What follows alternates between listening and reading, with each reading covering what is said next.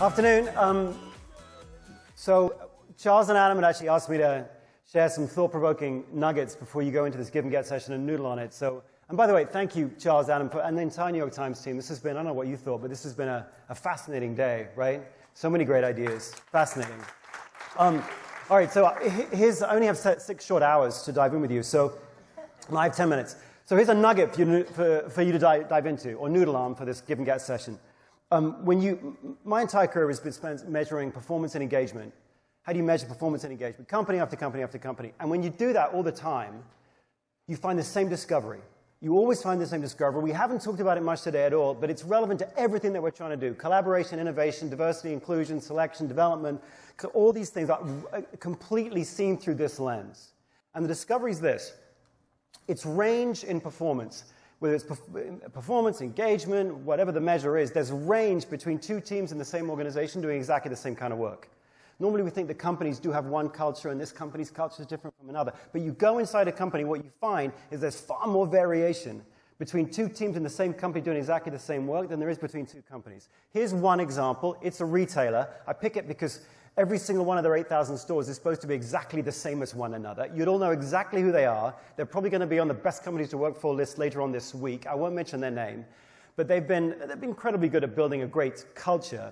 The theory of the company, if I can have a slide or two here, the theory of the company is the more affluent the community, the more profit the store should make. You plot out all the stores, you do get this nice line. So the more affluent the community, the more money the store makes. Plot out all the stores, though you get this. You get this sort of Milky Way of stores. You've got a store like this one that's making an awful lot less money than you would expect. And then rather than letting your eye go left, right, which you tend to do with a scatter plot, let your eye go north. Go up if you're struggling with north. So let your eye go up, and you'll see there's a store like this, has almost exactly the same as the economic potential at the bottom, right? It's just making a ton more money. Now remember, there's 50 people that work in the dot at the top, and there's 50 people that work in the dot at the bottom. They are paid, selected, trained, developed in exactly the same way. They're selling the same stuff to the same people in exactly the same kind of towns. We've controlled for geography. And yet there's huge difference in what it's like to work up here versus down here. I don't know what wakes you up at night, but one of the things that wakes me up at night is wondering what the heck is going on in the dot at the top that isn't going on in the dot at the bottom. And clearly, I don't have a particularly interesting life, but I think that's a meaningfully... that was a joke.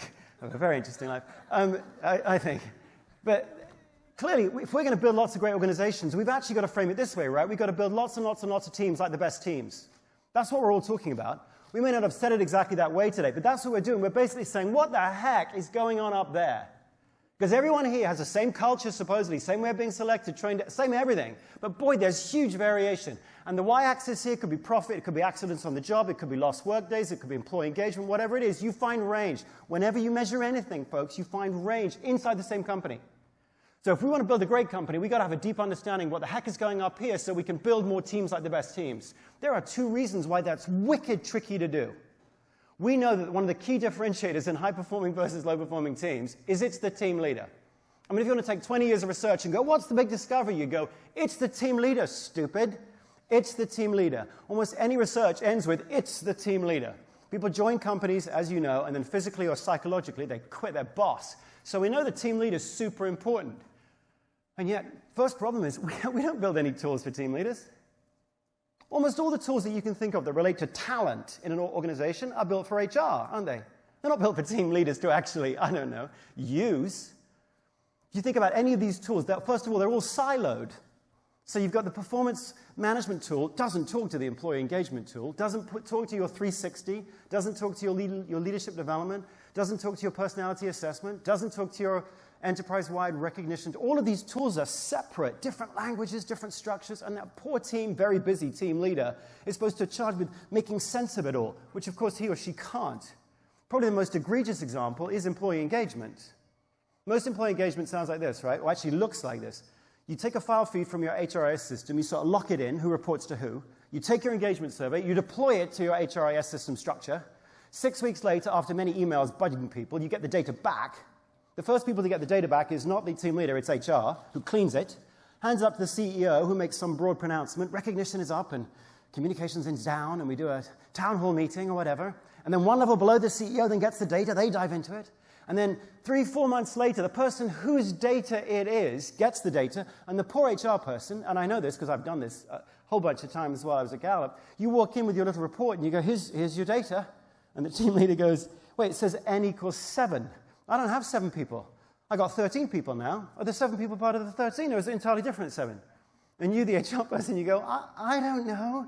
Just shut up and do your action plan, and we'll come back again next year.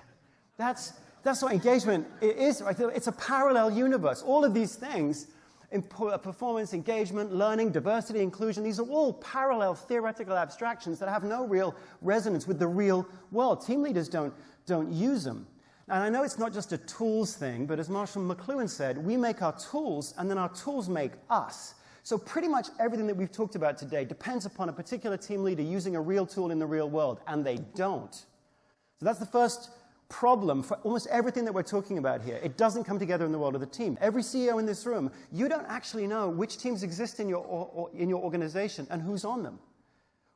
It's weird. We all know teams are super important, but we're functionally blind to the most important organizational unit of analysis in our companies, the team. How do we know this? Because if you think about how we see teams, we see organizations through these sort of who reports to who boxes on an org chart, don't we? Most HRIS systems, human resources information systems, as in who works for us, how do we pay them, how they're selected, are actually, and rightly, extensions of financial systems. They're extensions of enterprise resource planning systems. They help us know where the budgets are and how to pay people within those budgets or invest. And that's great. We should do that. But that's not where the work is it?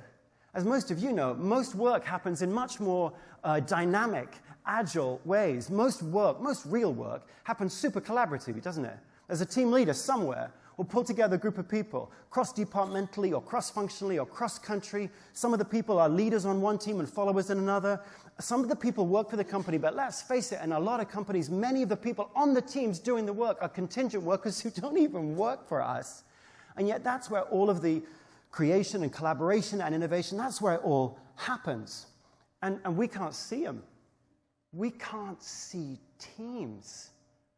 Which means almost everything that we try to do to build great cultures, innovation, collaboration, all the stuff we were talking about this morning about diversity and inclusion, performance, engagement, learning, all those things happen or fail to happen on dynamic teams, and we can't see them. So if you're deploying all of your stuff against not these dynamic teams, but against structured boxes on an org chart, it's almost like you're doing everything in a parallel, kabuki, shadow puppet-like universe.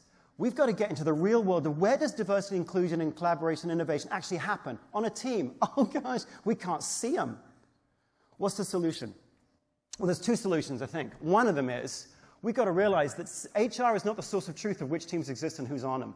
The team leader is. The team leader, whatever we mean by team leader, it's anybody who pulls together a group of people where they invite people onto a team to say, let's go take that hill, and a bunch of people go, yes, okay, that's a team, and that's a team leader.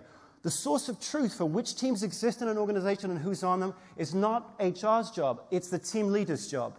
They're the ones that can tell us where the work is actually happening.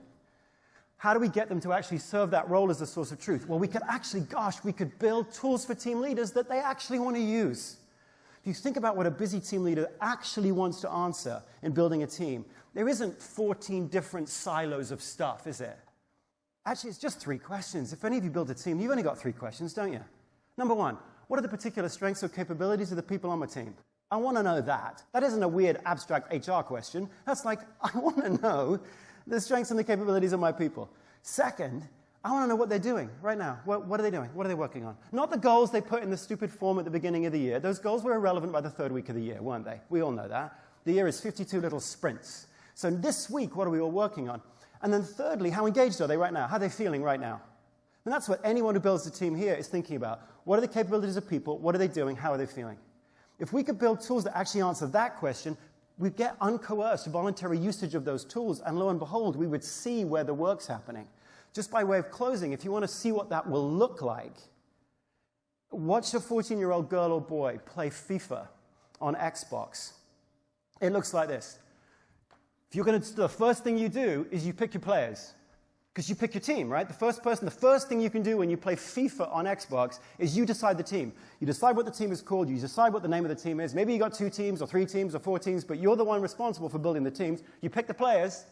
These are employee profile cards or whatever, right? Team profile cards, you pick them. You might dive in and go, tell me more about that one. But then after looking and searching and slicing and dicing, you put your little team together, and it looks like this. This is the view of what you do when you play FIFA. Here's your team answering the question basically like, what are the capabilities of my people? What are the strengths of my people? What's the right configuration for those people? Then over here on the left, you've got, what are they working on?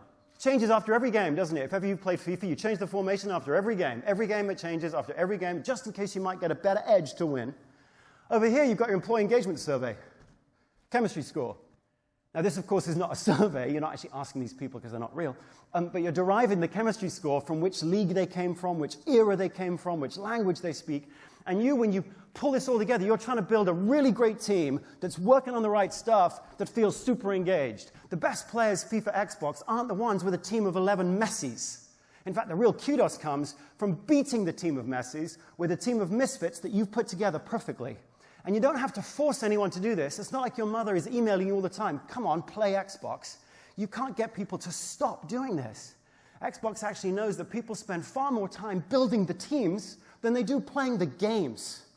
So, for all of us interested in building more diverse, more inclusive, more collaborative, more innovative, more engaged, higher performing organizations, we have to remember all of those happen in a team or not.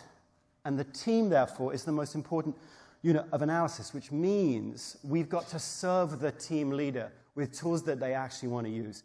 If we do that, we'll move outside or move away from the theoretical world of abstractions about the recent past, and instead we'll be able to engage with real team leaders doing real work in the real world with real people. That, I hope, is thought-provoking and something for you to noodle on. Thanks.